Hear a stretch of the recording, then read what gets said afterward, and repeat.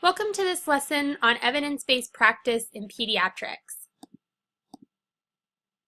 After this lesson and this week's systematic review exercise, you should be able to describe the levels of evidence in research, articulate the complementary nature of evidence-based practice and practice-based evidence, demonstrate an understanding of the purpose, value, and components of systematic reviews, and interpret findings from a systematic review. Let's begin by reviewing a definition of evidence-based practice by Rosenberg and Donald. And this came from your reading in Kramer and Hinojosa, Chapter 17 this week. They stated that evidence-based practice is the process of systematically finding, appraising, and using contemporaneous research findings as the basis for clinical decisions. Evidence-based medicine or evidence-based practice asks questions, finds and appraises the relevant data, and harnesses the information for everyday clinical practice. Because we as practitioners want to use interventions that are supported by evidence, it's important to engage in research that will support the efficacy of the different frames of reference and interventions that you've been learning about in this class and other courses this semester. When it comes to evaluating the available research, standardized criteria is applied to grade or rate the strength or level of evidence. According to the system, Level 1 research is considered to be the highest level of evidence and includes systematic reviews, meta-analyses, and randomized controlled trials. The strength or level of evidence decreases in the following order: two-group non-randomized studies, such as cohort or case controls; one-group non-randomized studies, such as pre-test, post-test designs; descriptive studies, such as single-subject designs; and case reports or expert opinion being the lowest level of evidence. The major purpose for determining the level of evidence is to understand the likelihood of bias that may exist related to the study's conclusions. It's important to note, however, that while randomized controlled trials are considered the gold standard in terms of strength of evidence, you shouldn't assume that an intervention can only be considered evidence-based if it was researched in a randomized controlled trial study. There are many areas of interest in intervention approaches that have not been researched using a randomized controlled design, but other forms of evidence may be available and could provide answers to clinical questions. It's important to not only consider the available research, but also integrate that information with your own clinical expertise and the values of the patient when making decisions about interventions. So why use evidence-based practice? Making the time to read current research and assess its quality can be challenging for the working OT. Why is it important to be an evidence-based practitioner? Kramer and Hinojosa outlined 4 advantages to using evidence-based practice. First, the use of evidence-based practice helps OTs uphold ethical obligations. It is the clinician's responsibility to provide services that avoid inflicting harm, and in order to do so, the clinician needs to understand how to research and apply evidence in a conscientious way when making clinical decisions. Second, from the point of view of patients and their families, evidence-based practice assures that they are receiving the best care possible. When a clinician is using evidence-based practice, they are utilizing the most up-to-date and valid interventions, and of course every patient wants that. Third, using an evidence-based approach guides clinicians to make better clinical decisions. Kramer and Hinojosa state that clinical decision-making is the endpoint of a process that includes clinical reasoning, problem-solving, and awareness of the patient and healthcare context. Sometimes there is no clear evidence or answer regarding a specific treatment, but being actively engaged with the current literature regarding best practice can help to clarify clinical decisions with the information you have. Finally, evidence-based practice helps to develop the profession of occupational therapy.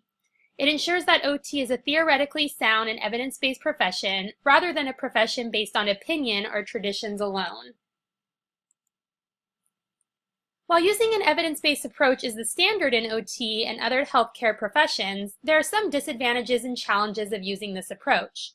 First, it can be very time-consuming to learn and practice. Busy clinicians often don't have the time to search for and critically appraise evidence, and the time needed to do this well is often not worked into their work schedule and productivity standards. Second, limited resources can be a problem. Some clinicians do not have access to peer-reviewed journals, and some evidence is lacking to answer many clinical questions that arise in practice. Third, in order to use an evidence-based approach, clinicians must be trained on how to search and organize relevant evidence, evaluate that evidence, and then implement the best evidence into their practice. Not all clinicians are trained well on this, and some honestly lack motivation to learn or utilize these skills in everyday practice. That's one of the reasons that we have the evidence-based project assignment in this class, is to begin to give you the skills and the tools to learn how to search and organize evidence and then apply it to clinical scenarios. Last, the evidence-based approach suggests using only the best evidence available. Yet the number of randomized controlled trials is limited, and those that are available are often based on highly homogeneous samples. But in clinical practice, our patient population is rarely homogeneous, and our patients don't always resemble the participants that are in randomized controlled trials. Oftentimes, the best evidence is generated through means other than a randomized controlled trial.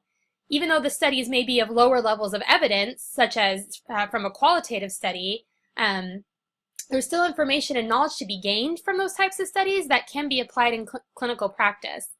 It raises the question as to whether randomized controlled trials should be considered the gold standard in OT practice, since the domain and practice of OT is so multifaceted and holistic, and we address issues that may not always be best examined through a randomized controlled design. As a profession, we need to be asking what kind of evidence is needed before determining what the quote-unquote best evidence truly is. So I want to introduce you to another concept called practice-based evidence.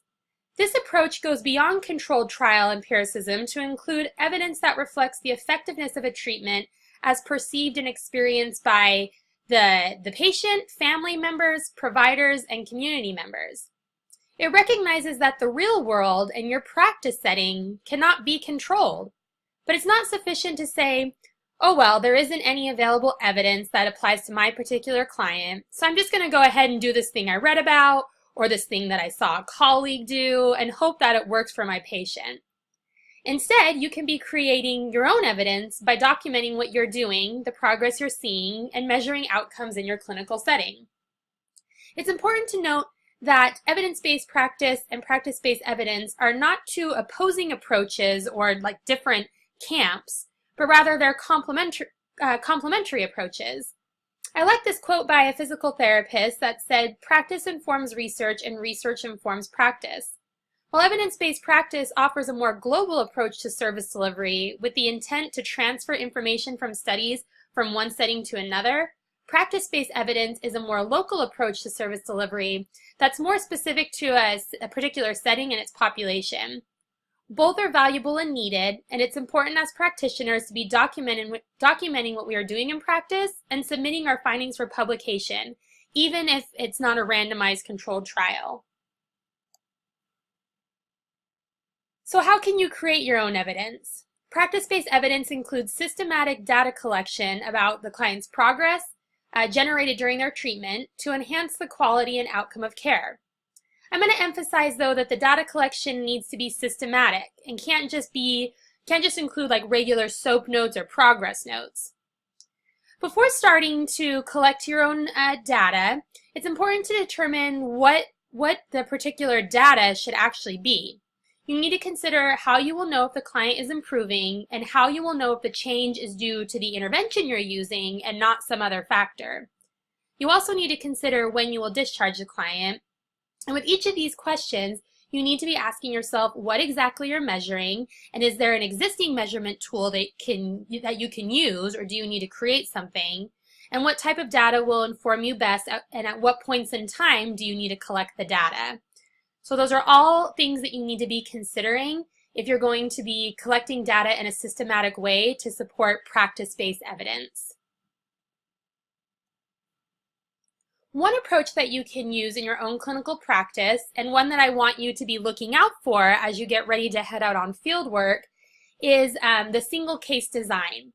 It's a methodology used to experimentally analyze relationships between dependent and independent variables, and it provides a tool for examining intervention effectiveness. It is more feasible to use in a real-life setting, and it's very individualized because the participant serves as their own control. It typically focuses on observable behaviors such as time, attempts needed to complete a task, pain, strength, distant covered, accuracy, or types of assistance and cues needed. So again, just be thinking about how you could apply this to a particular patient on your field work, or you can be asking your fieldwork supervisors if they've engaged in this type of research. In wrapping up this lesson on evidence-based practice, I want to remind you to take a look at the systematic review exercise for the week and make sure that you're reading the systematic review assigned to you prior to class. With that assignment, be sure to look over the instructions, and with the information from your readings from this week and this lesson in mind, come prepared to share what you have learned from the systematic review assigned to you with classmates this week. As always, feel free to email me with questions. Thanks.